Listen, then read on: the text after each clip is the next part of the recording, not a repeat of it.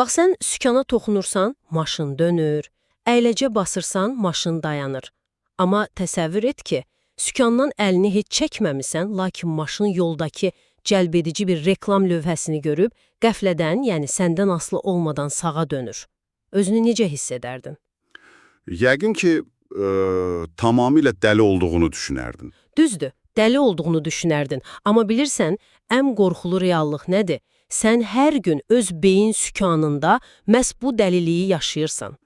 Və işin ən ironik tərəfi də odur ki, biz əksər hallarda belə deyək, idarə etməni itirdiyimizin heç fərqinə belə varmırıq.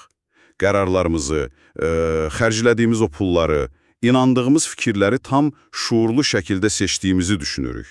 Lakin pərdə arxasında görünməz bir avtopilot rejimi işləyir. Yaxşı, gəlin bunu aydınlaşdıraq. Bugünkü dərindən təhlil sessiyamızda biz bu görünməmiş mexanizmləri söküb hissələrini ayıracağıq.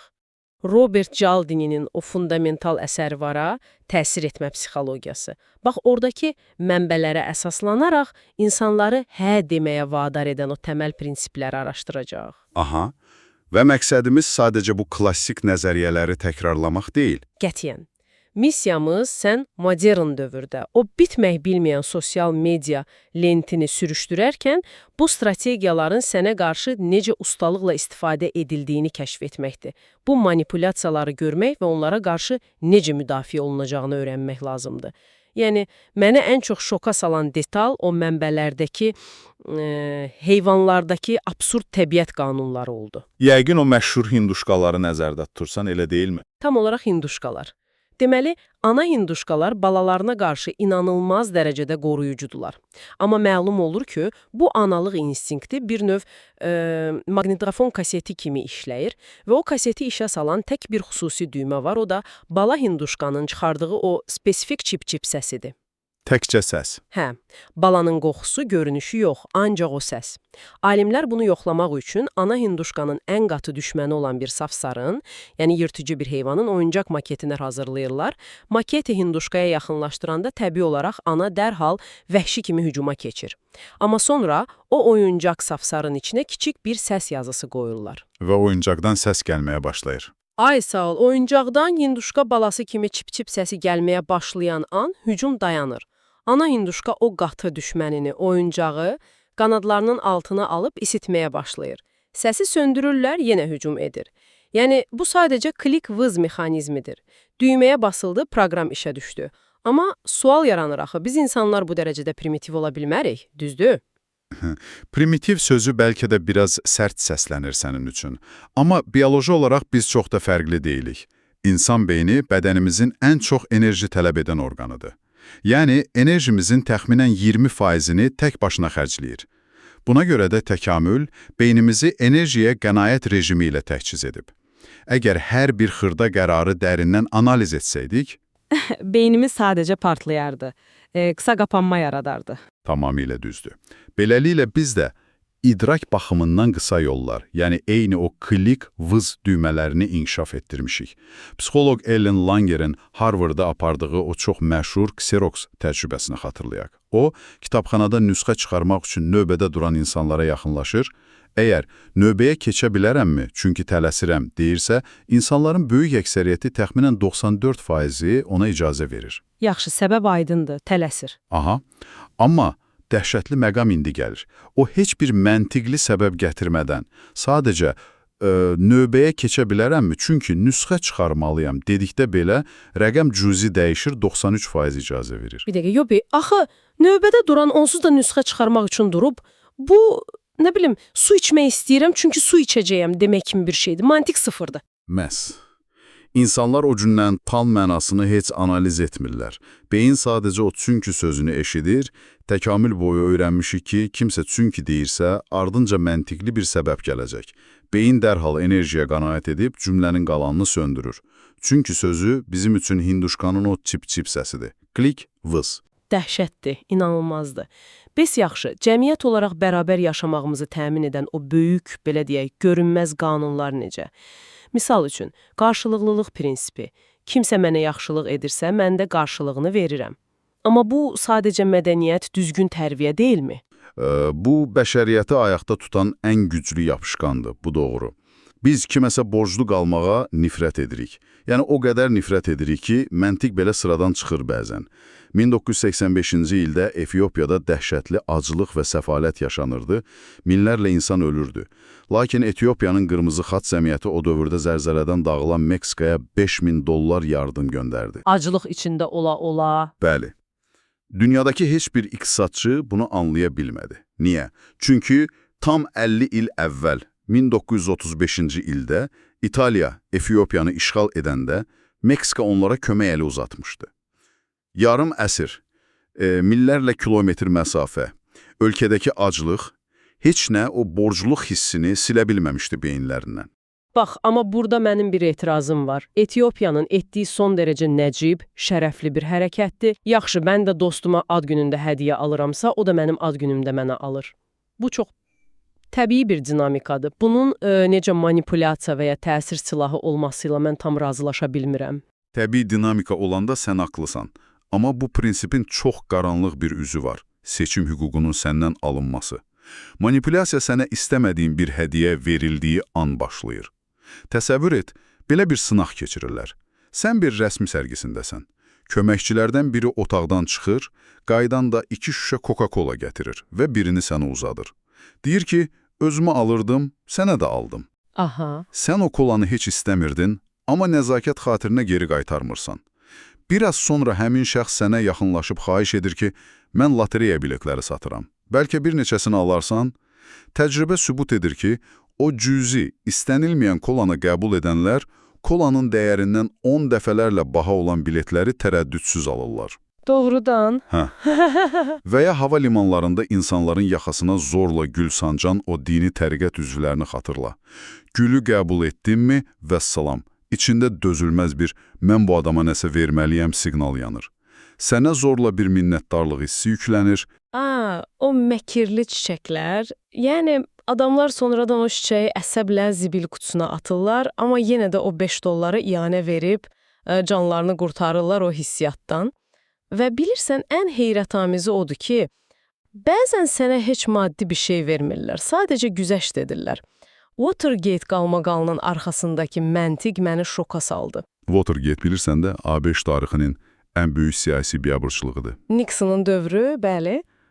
Prezident Nixonun adamları rəqiblərin ofisini dinləmək üçün gizli daxil olurlar və yaxalanırlar. İllərlə düşünmüşəm ki, bu qədər ağıllı adamlar belə bir axmaq riski necə gediblər axı. Sən demə, burada rədd edilmə və geri çəkilmə taktikası işləyib. Yəni, o imtina edib, sonra kiçik təklifə razı salma. Tam olaraq Gordon Liddy adlı şəxs komitəyə əvvəlcə $1 milyon içində, nə bilim, adam oğurluğu, yaxtalar, fahişələr olan tamamilə absurd, dəlicəsinə bir plan təklif edir. Təbii ki, bunu rədd edirlər. O yenə gəlir, planı 500 minə salır, yenə yox cavabı alır və nəhayət 3-cü dəfə cəmi $250 min sadəcə gedib ofisə dinləmə cihazı qoyaq planı ilə gəlir. 2 dəfə rədd cavabı verən komitə birdən düşünür ki, adam bizə o qədər güzəşt etdi, planı kiçiltdi, biz də ona bir güzəşt etməliyik və o düyməyə basıb tarixin ən axmaq qərarına imza atırlar. Mükəmməl bir nümunədir. Sən bilərəkdən çox böyük, rədd ediləcək bir şey istəyirsən, sonra təklifi kiçildirsən. Qarşı tərəf bunu sənin ona, belə deyək, yaxşılığın kimi qəbul edib, mütləq güzəştə gedir. Və mən bunu birbaşa sosial media marketingi ilə əlaqələndirirəm. Bax, internetdə başımıza çıxan o pulsuz e-kitab yüklə, pulsuz webinara qoşul təkliflərini bilirsən də, onlar elə rəqəmsal dövrün havalimanı çiçəkləridir. Aha, maraqlı yanaşmadır. Yəni, bəziləri həqiqətən də dəyərli biliklər paylaşır, heç bir maddi qarşılıq güdmədən. Sən o videoları izləyirsən, öyrənirsən və yavaş-yavaş özün də fərqində olmadan içində o yaradıcıya qarşı bir borcluluq hissi yığılır.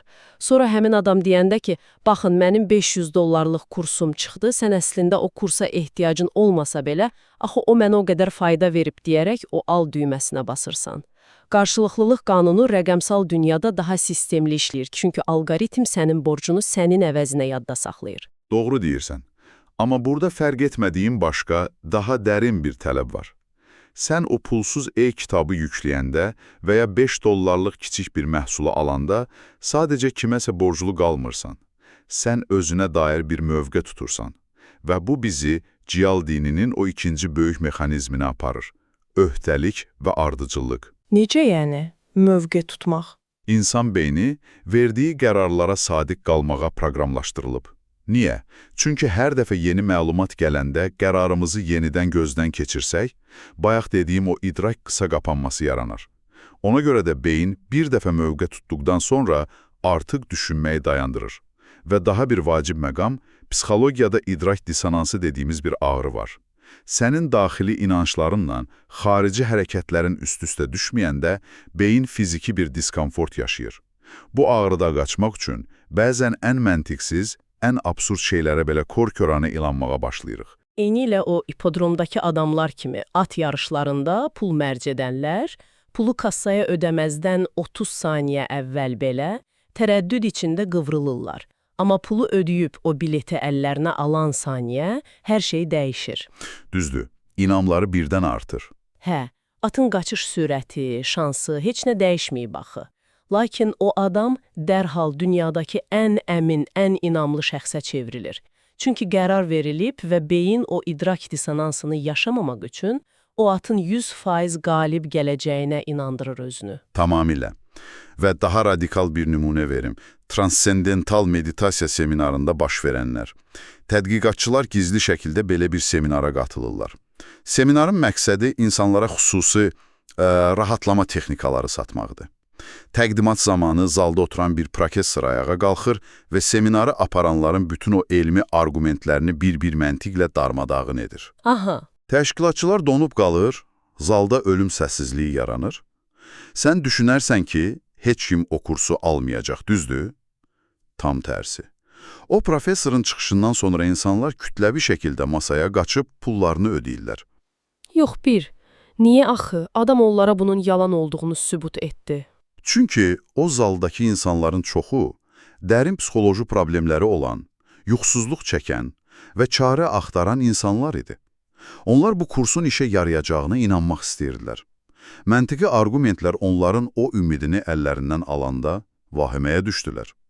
Əgər professor haqlıdırsa, mən yenə o çıxılmaz vəziyyətimə qayıtmalıyam deyə düşündülər. Bu qorxunc dissonansla üzləşməmək üçün tələm-tələsik pullarını verib kursa yazıldılar ki, daxili öhdəliklərini rəsmiləşdirsinlər və bir daha bu barədə düşünmək məcburiyyətində qalmasınlar. Yəni məntiqdən qaçıb ardıcıllığa sığındılar. Dəhşətdir. Yəni bəzən insanlar aldadıldıqlarını bilə-bilə o cüzdanlarını açırlar sadəcə o inancı qorumaq üçün. Bax, indi başa düşürəm Çin hərbi əsir düşərgələrində baş verənləri. Bu doğrudan da məni vahimələndirmişdi kitabı oxuyanda. Amerika əskərləri məsələsi. Hə, Amerika əskərləri əsir düşəndə Çinlilər onlara fiziki işgəncə vermirdilər. Çox məkirli, yəni ayağı qapı arasına qoymaq taktikası işlədirdilər. Əskərdən sadəcə kiçik bir şey istəyirlər. Gəl, dəftərə yaz ki, Amerika tam kamil ölkə deyil. Əskər fikirləşir ki, heç bir ölkə kamil deyil onsuz da, burada satqınlıq yoxdur və bunu yazır. Sonra ondan bu kiçik cümlənin detallarını soruşurlar. Sonra o yazını radioda digər əsirlərin yanında oxudurlar. Və birdən o əskər fərqinə varır ki, o artıq cəmiyyət qarşısında öz dövlətini tənqid edən bir cümlənin müəllifidir. Ardıcıl qalmaq məcburiyyəti dövrəyə girir. O kiçik yazılı öhdəlik onun özünü dərkini elə dəyişir ki, vaxtı ilə vətənpərvər olan əskər yavaş-yavaş kommunistlərlə əməkdaşlıq edən birinə çevrilir. Sən bir şeyə imza atırsansa, artıq osan. Kaliforniyadakı məhəllə təcrübəsi də eynən budur. İnsanlardan həyətlərinə çox çirkin, nəhəng bir diqqətli sürün lövhəsi vurmalarını istəyirlər. Təbii ki, hamı imtina edir. Lakin başqa bir qrupa 2 həftə əvvəl sadəcə təhlükəsizliklə bağlı çox kiçik, zərərsiz bir petisiyaya imza attırılmışdı. Və o imzanı atanların böyük əksəriyyəti sonradan o eybəcər lövhəni həyətlərinə qoymağa razı oldu. Çünki onlar artıq özlərini təhlükəsizliyə dəyər verən, məsuliyyətli vətəndaş kimi hiss edirdilər. O yeni kimliklərinə xəyanət edə bilməzdilər. Fikrinizi aşağıda yazın və ya bu haqda nə düşünürsünüz tipli postlar paylaşırlar. Sən bir mövzu, bir brend və ya siyasətçi haqqında o rəyi yazıb göndər düyməsinə bastığın an, sanki o fikrin əsiri olursan, kimsə ondan sonra sənə tam əksini sübut edən 100 dənə fakt göstərsə də sən geri çəkinmirsən, aqressivləşib mübahisə edirsən, yəni klaviatura ilə yazdığımız o 2 cümlə bizim zəncilimizə çevrilir. Tamamilə elədir. Yaxşı, gəl fərz edək ki, mən heç bir rəy yazmamışam, heç kimin kolasını içməmişəm, mən tamamilə yeni, sıfır bir vəziyyətdəyəm, orada mənim heç bir öhdəliyim yoxdur, təhlükədəyəm bəlkə də, amma nə edəcəyimi də bilmirəm. Belə olanda beynim o idrac qısa qapanmasını necə həll edir? Bax, bu qeyri-müəyyənlik anı beynimizin ən zəif nöqtələrindən biridir. Belə vəziyyətlərdə daxili məlumatımız olmadığı üçün xarici məlumata, yəni kütləyə müraciət edirik. Sosial sübut işə düşür. Təkamül boyu biz kütlədən ayrılmamağı öyrənmişik. Çünki əgər tayfa qaçırdısa, deməli ortada bir pələng var idi. Sən durub sual versəydin, dərhal yem olardın. Buna görə də biz bugün kadr arxasından gələn süni gülüş səslərinə belə təslim oluruq. O sitcomlardakı qabaqcadan yazılmış gülüşlər. Mən o kaset səslərinə nifrət edirəm. O qədər süni səslənir ki, hamı onun lent yazısı olduğunu onsuz da bilir. Amma heyrətamizdir ki, zarafat heç gülməli olmasa belə, o saxta səsi eşidəndə biz də gülümsəyirik. Beynimiz deyir ki, digərləri gülürsə, deməli, bu gülməlidir. Bəli, sən tayfaya gibeqəsin, hətta o tayfa bir maqnitofon kasetindən ibarət olsa belə. Amma bu dinamika qeyri-müəyyənliklə birləşəndə daha dağıdıcı olur. 1950-ci illərdə Chicago'da qiyamət günü kultunu düşün.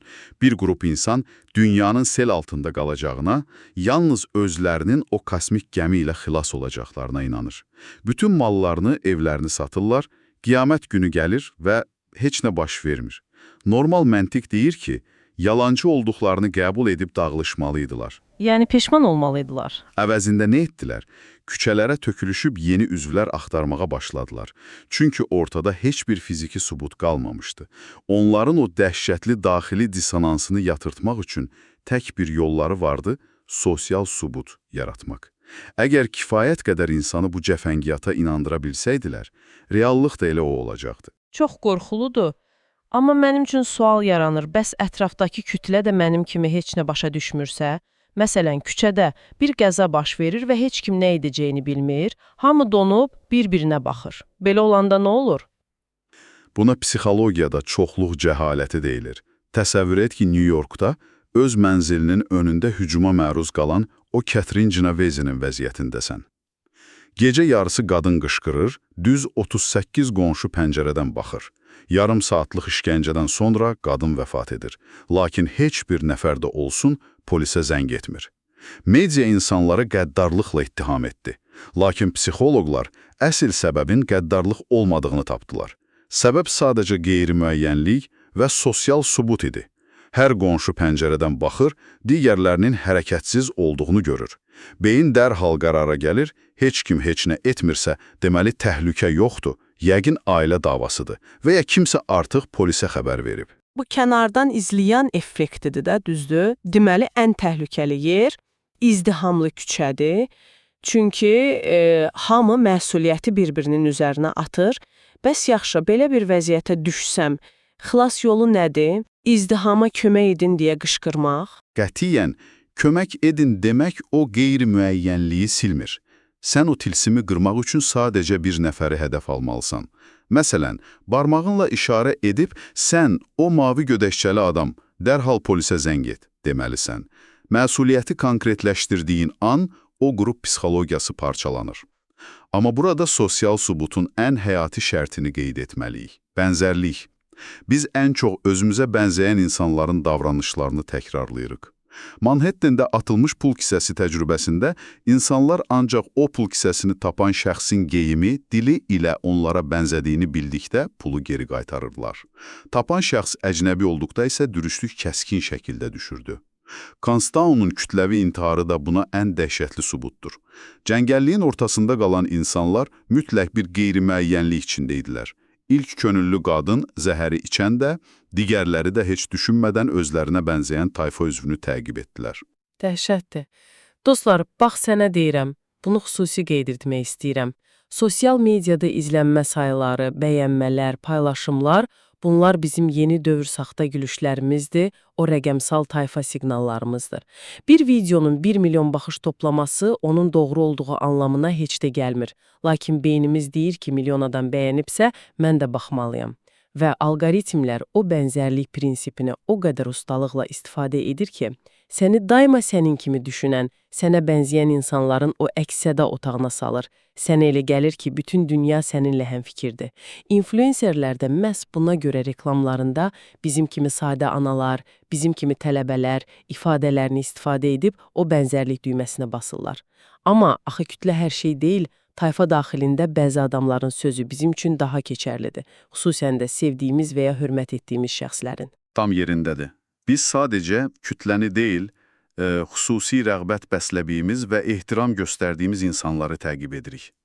Amerikadakı o məşhur top purveyor satış partiyalarını xatırla, şirkət mallarını mağazada satmır. Onlar qadınları evlərində partiya təşkil edib məhsulları öz rəfiqələrinə satmağa həvəsləndirir.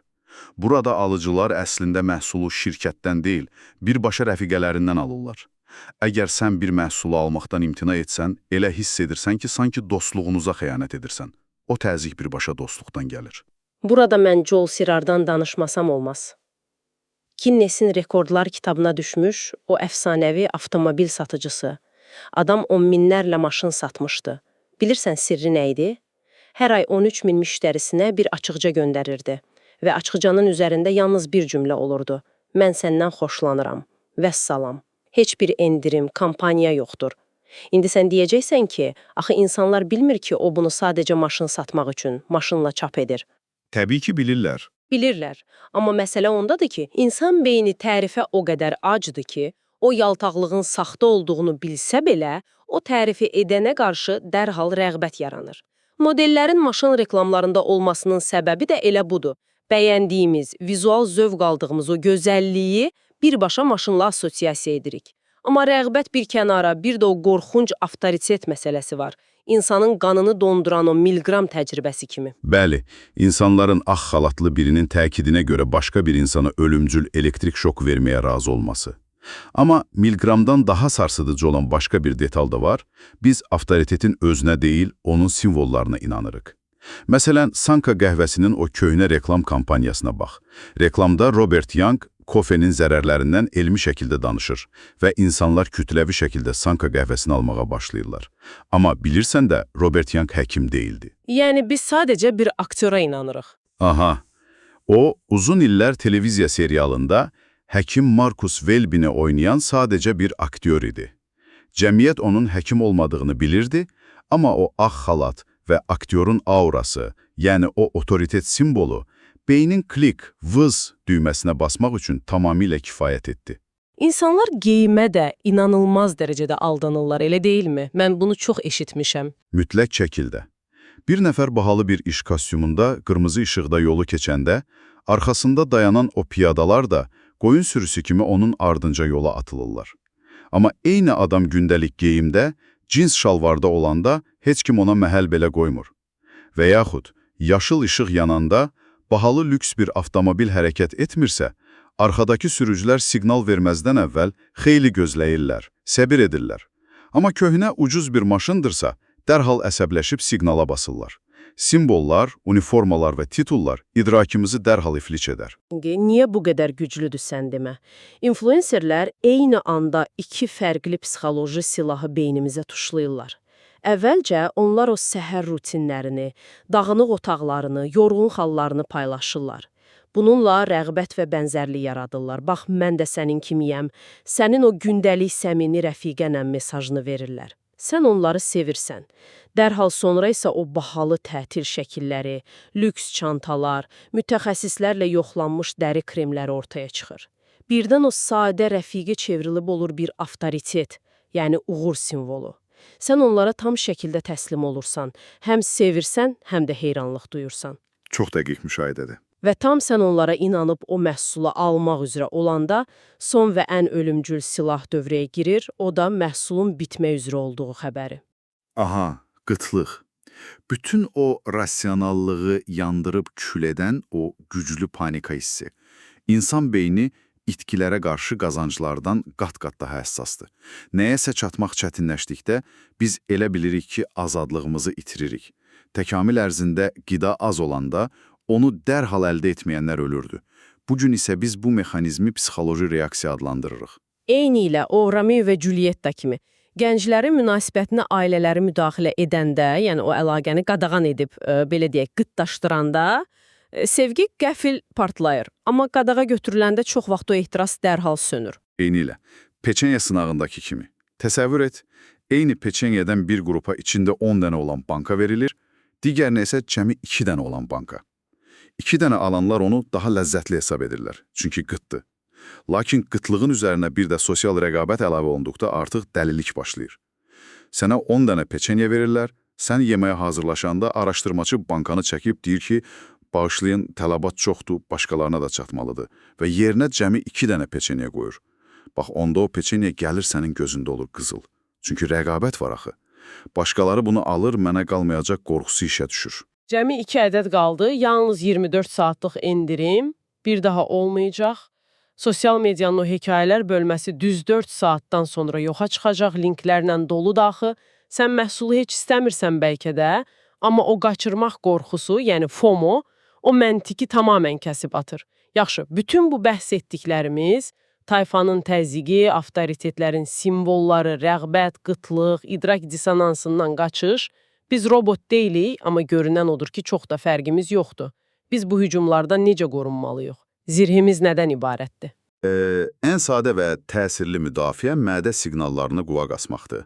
Yəni bədənimizin siqnallarına. Bədənimiz beynimizin aldadıldığını çox vaxt bizdən daha tez hiss edir. Əgər sən bir satıcı, bir influencer və ya hər hansı bir məcburiyyət qarşısında qarnında mədəndə qəribə bir sıxılma hiss edirsənsə, o an dərhal dayan. Bir adamı gözlədiyindən daha tez sevməyə başlamısansa, geriyə bir addım at. Özündən soruş, bu həkim kostyumlu adam həqiqətən mütəxəssisdirmi? Bu son 2 məhsul həqiqətən bitirmi, yoxsa süni qıtlıqdır? O saxta gülüşləri, saxta rəyləri və süni izdihamı anladığından o avtopilotu şəxsən söndürməlisən. Çox gözəl məsləhətdir. Bilirsən, İngilis filosofu Alfred North Whiteheadin belə bir fikri var. Sivilizasiya düşünmədən həyata keçirə biləcəyimiz əməliyyatların sayını artırmaqla inkişaf edir. Yəni bu klik, vızız, qısa yolları əslində həyatımızı yüngülləşdirmək, sürətləndirmək üçün var. Biz onlarsız əslində yaşaya bilmərik. Amma mən sənə, yəni bizi dinləyənə son olaraq bunu demək istəyirəm. Bugün ətrafımız elə inanılmaz bir məlumat seli, elə böyük bir vizual və səsli, səskü ilə doludur ki, beynimiz o qısa yollara hər zamankindən daha çox ehtiyac duyur. Bəs heç düşünmüşəmmi ki, texnologiyamız inkişaf etdikcə bizi manipulyasiya etmək əslində daha da asanlaşır. Bəlkə də gələcəyin ən böyük müharibəsi süni intellekt və ya dövlətlər arasında deyil, məhz sənin diqqətini və beynindəki o bioloji avtomatik proqramları sındırmaq istəyənlər arasında gedəcək. Sən sükan arxasında ola bilərsən, amma kənarda sənin maşınını idarə edən çox sayda oyunçu var. Öz düymələrinə kimin bastığına xüsusi diqqət et. İdarə etməni geri almaq həmişə sənin öz əlindədir. Mütləq şəkildə. Bugünlük dərindən təhlil sessiyamızdan bu qədər. Sükanı əlinizdən buraxmayın və növbəti təhlillərimizdə görüşənədək.